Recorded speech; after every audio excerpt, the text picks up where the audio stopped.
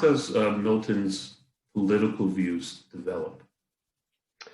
Well, that's a big question. That's something I'm tried to intervene, an issue, a controversial issue I've tried to intervene in with the book. So that basically, up to this point, there've been two major biographical positions on Milton, represented by two earlier biographies, really, of the 20th century.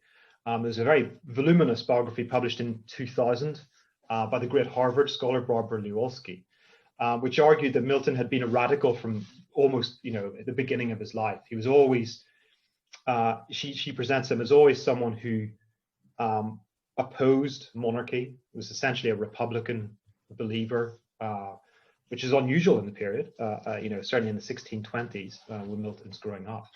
And someone who becomes increasingly more radical as the Civil War breaks out, a Republican, a strong Protestant, Puritan figure whose radicalism is steady throughout. And so his eventual support of the execution of King Charles I, which takes place in 1649, huge, probably the most significant event, certainly of the 17th century in England, and perhaps some people would argue one of the most significant events ever to take place in British history. And Milton supports that in 1649. So Lewalski very much sees his whole life as leading up to that point.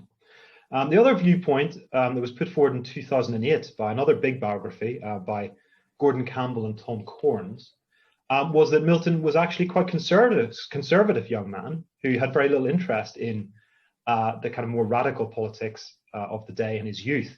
And somehow around the late 1630s, early 1640s, he becomes radicalized. And they sort of leave this position, how he becomes radicalized, a bit open to question. They suggest, just the deteriorating situation in England changed his mind about things. He traveled in Europe, which we might talk about, and maybe that changed his mind as well.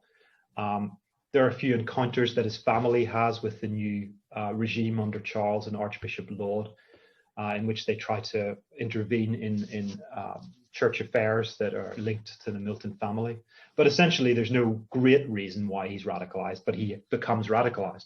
So I was a bit dissatisfied with both these narratives. Neither of them added up to me. And so what I try and do in Poet of Revolution is really offer a intellectually and artistically, if you like, comprehensible development of Milton's mind, trying to explain why he might have, and I do believe he shifted with events. His ideas shifted, so I don't believe he was a radical always and just became more and more radical, but that he did develop a radical position. But this is comprehensible in terms both of events that took place around him in England in the period, and also his own mind, his own ambitions as a poet and as an intellectual.